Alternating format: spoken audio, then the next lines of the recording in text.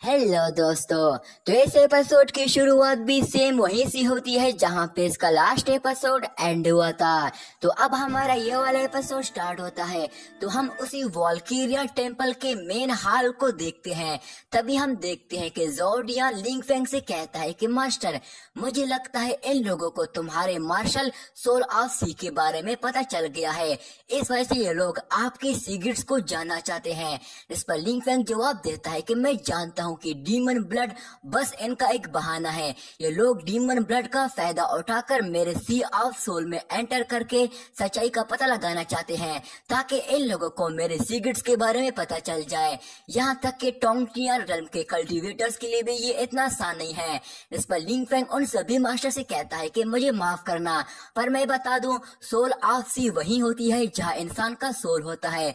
क्या तुम्हें लगता है कि हम किसी और को ये देखने देंगे? हर कल्टीवेटर के अपने खुद के कुछ सीक्रेट्स होते हैं। तो क्या एल्डर जियांग सबसे पहले अपने सीक्रेट दिखा सकता है, वो भी सबके सामने? ये सुनकर एल्डर जियांग को बहुत ही गुस्सा आ जाता है। इस पर लिंग फेंग उन्हें कहता है, जहाँ तक डीमन ब्लड की बात है तो तुमने कहा था कि तुम्हें बस शक हो रहा है और बिना सबूत के तुम लोग मुझसे पूछताछ क्यों कर रहे हो? क्योंकि तुम्हें लगता है कि इससे तुम लोग वॉल्किरिया मार्शल टेम्पल के एल्डर्स बन जाओगे। इस पर एल्डर जियांग जवाब देता है कि मार्शल टेम्पल का गार्डियन और ग्रेट एल्डर होने के नाते ये मेरा फर्ज है कि मैं इस सब का पता लगाऊं। जिसके साथ ही वो लिंग फेंग पे अपने हेवनली गॉड पाम हैंड से अटैक कर देता है, जिसे लिंग फेंग बड़ी आसानी से रोककर डिफेंड करने लगता है। वहीं उसकी एनर्जी की ऑरा से बचने के लिए मिस जुई और एंशिएंट मास्टर भी अपने शील्ड बैरियर से खुद को प्रोटेक्ट करने लगते हैं। इस पर एंशिएंट मास्टर कहता है कि तुम टोंगटियान रेल्म के कल्टीवेटर हो, तुम मेरे टक्कर का नहीं। पर तभी उस पावरफुल एनर्जी की ऑरा की वजह से वो दोनों ही पीछे चले जाते हैं। वहीं मिजुई गिरकर बेहोश हो जाती है। इसे देखकर लिंग फेंग को बहुत ही गुस्सा आ जाता है और वो एल्डर जियांग से गुस्से के साथ कहता है, क्या बकवास है, तुम यहाँ मार्शल टेम्पल के एल्डर हो, क्या तुम अपने मार्शल टेम्पल को ऐसे रिप्रेजेंट करोगे? तुमने कई बार एंशिएंट डीमंस का साथ दिया है, इस वजह से तुम इसके काबिल ही नहीं कि तुम यहाँ मुझे जज करो। इसके साथ ही वो अपनी डिवाइन मिरर को बाहर निकाल लेता है और उसमें अपनी डिवाइन एनर्जी स्टोर करने लगता है, जिससे उस डिवाइन मिरर का साइज काफी बड़ा हो जाता है। इस पर एल्डर जियांग उसे कहता है, बच्चे क्या तुम हमारे खिलाफ जाओगे? इस पर लिंग फेंग जवाब देता है कि क्या यहाँ सिर्फ तुमको ही अलाउ किया गया है कि तुम ही सिर्फ अपनी पावर्स का इस्तेमाल कर सकते हो? तुम कुछ ज्यादा ही घमंडी हो रहे हो, मैं तुम्हें ये सब नहीं करने दे सकता हूँ। जिस पर एल्डर जियांग उसे जवाब देता है, तुम मेरे साथ बदतमीजी करने की हिम्मत भी कैसे कर सकते हो? मैंने अब बहुत सुनी तुम्हारी ये बकबक। अब अगर मैं तुम जैसे एक जीनियस डिसेबल को अपने हाथ से मार भी दूं तब भी मुझे कोई फर्क नहीं पड़ेगा। पर मैं तुम्हें एक और चांस देता हूँ, आराम से अपनी सोल सी को ओपन कर लो और हमें देखने दो, वरना फिर मुझे अब तुम्हारे खिलाफ एक्शन लेना पड़ेगा।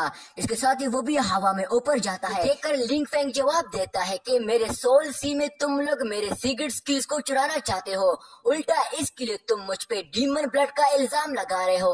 अगर तुम लोगों को मेरे बारे में पूछताछ करनी है तो तुम लोग कर सकते हो, पर तुम जो कह रहे हो वो मैं नहीं करूंगा। ये सुनकर एल्डर जियांग तुरंत ही अपनी स्पिरिचुअल पावर्स को एक्टिवेट करते हुए दोबारा से अपनी पावर से heavenly God palm hand create करता है और बिना कुछ बोले गुस्से के साथ लिंग फेंग पे अटैक करवा देता है, जिसे लिंग फेंग बड़ी आसानी से रोककर डिफेंड करने लगता है।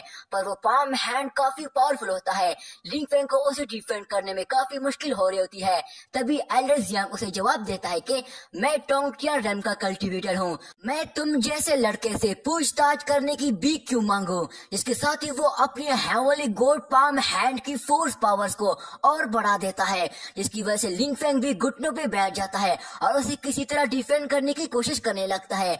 लिंग फेंग को उसे रोकने में काफी तकलीफ हो रही होती है, क्योंकि उसे संभालना लिंग फेंग के लिए अब मुश्किल हो रहा होता है। ये देखकर एल्डर जियांग भी उसकी हालत पे हंसता है, पर तभी वहाँ मिस याओ बाई की आवाज आती है जो कि कहती है, लिंग फेंग अपनी डिवाइन मिरर का इस्तेमाल करो। ये सुनकर वहीं के सभी लोग काफी शौक हो जाते हैं। ये सुनकर लिंग फेंग डिवाइन मिरर का इस्तेमाल करते हुए उसकी एनर्जी की ऑरा उस गॉड पाम हैंड पे शूट कर देता है।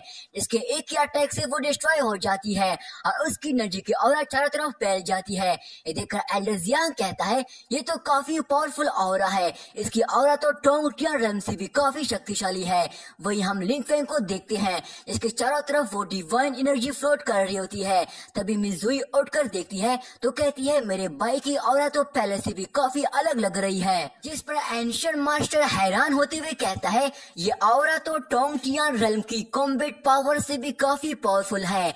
अब इसके रहते हुए लिंग फेंग का कोई भी कुछ नहीं बिगाड़ सकता।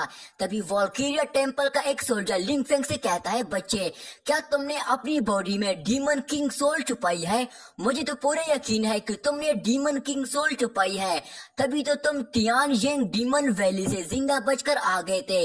वहीं ये देखकर एक डिसेबल काफी शौक में था, बेचारा कुछ भी नहीं बोल पा रहा होता है। दूसरी तरफ एल्डर जियांग लिंग फेंग से कहता है कि लिंग फेंग, अब तो सारे सबूत तुम्हारे सामने हैं, क्या तुम्हारे पास और कुछ भी है या नहीं, वो भी दिखा दो। इस पर लिंग फेंग जवाब देता है अगर तुम लोग मुझ पर ये सारे इल्जाम लगा रहे हो तो मेरे पास भी तुम्हारे लिए कोई भी जवाब नहीं है, और मैं तुम्हारे किसी भी बात से नहीं डरता हूँ। तुम लोग जो मर्जी बोलो, मुझे फर्क नहीं पड़ता, मैं जैसा हूँ वही सही रहूंगा, कोई भी मुझे रोक नहीं सकता। जिस पर एल्डर जियांग उसे जवाब देता है ये मार्शल आर्ट टेम्पल है, यहाँ एक एंशिएंट डिवाइन फॉर्मेशन अरे भी मौजूद है, तुम यहाँ हमें धमका रहे हो। इसके साथ ही वो सभी एल्डर्स मास्टर मिलकर वहाँ एक फॉर्मेशन अरे को एक्टिवेट कर देते हैं, जिस पर एल्डर जियांग उन्हें कहता है हमने गोल्ड लेवल फॉर्मेशन अरे क्रिएट करनी है। जिस पर सभी एल्डर मास्टर तुरंत ही वहाँ अपनी अपनी पावर्स का अलग अलग टाइप की फॉर्मेशन अरे क्रिएट कर देते हैं, जिसमें से डिफरेंट टाइप की मैथिकल बीस्ट और ड्रैगन बाहर आ जाते हैं। ये देखकर एंशिएंट मास्टर हैरान होते हुए कहता है कि इन सभी के पास तो मैथिकल बीस्ट है और सभी हेवन रेल्म के बीस्ट हैं।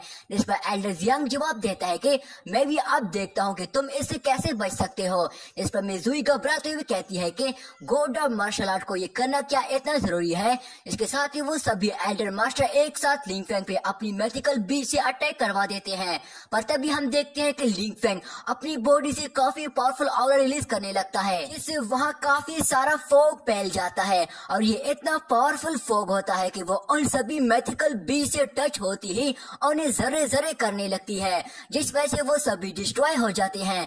तभी लिंग फेंग की बॉडी से एक डिवाइन एनर्जी बॉल बाहर आ जाती है, जिसे देखकर मिजुई भी शॉक हो जाती है। वहीं वो सभी एल्डर्स भी देखने लगते हैं। इसके साथ ही उस डिवाइन एनर्जी बॉल से मियाओ बाई उन सभी के सामने बाहर आ जाती है। ये देखकर लिंग फेंग भी थोड़ा खुश होते हुए नजर आ रहा होता है। मियाओ बाई उस सारी जगह को देखने लगती है और वो काफी गुस्से में भी होती है।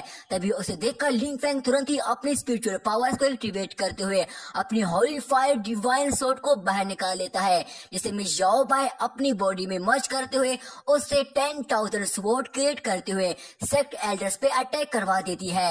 ये देखकर वो सभी एल्डर्स तुरंत ही पीछे होते हुए अपनी पावर से गोल्ड लेवल की धर्माक्लोन बॉडी बाहर निकाल देते हैं, जो तुरंत ही अपनी शील्ड बैरियर से उन सभी स्वॉर्ड को पीछे करते हुए डिस्ट्रॉय कर देती है। इसके साथ ही वो सोल्जर तुरंत ही गैलेक्सी डिवाइन पावर्स का इस्तेमाल करते हुए अपने बहुत सारी स्पिरिट स्वॉर्ड को क्रिएट करता है, जिस पर दूसरा सोल्जर भी अपनी वेपन को बाहर निकाल लेता है और वो दोनों ही एक साथ मिलकर मियाओ बाई पे अटैक करवा देते हैं, जिसे मियाओ बाई अपनी टियान रिंग पाम हैंड से रोककर उन्हें बेआसानी से डिस्ट्रॉय कर देती है, जिसकी वजह से वहाँ काफी सारी एनर्जी फैलने लगती है।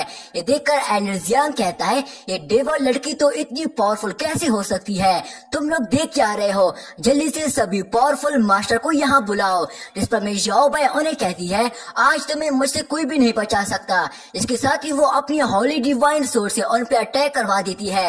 ये देखकर वो सभी एल्डर मास्टर काफी घबरा जाते हैं कि अब तो इनकी मौत पक्की है। पर तभी दोस्तों हमारा ये वाला पार्ट यहीं पे एंड हो जाता है। दोस्तों इस चीज का अगला पार्ट भी मैं जल्दी अपलोड करने की कोशिश करूंगा। तब तक के लिए मेरे चैनल को सब्सक्राइब करके इस वीडियो को लाइक कर देना। शुक्रिया।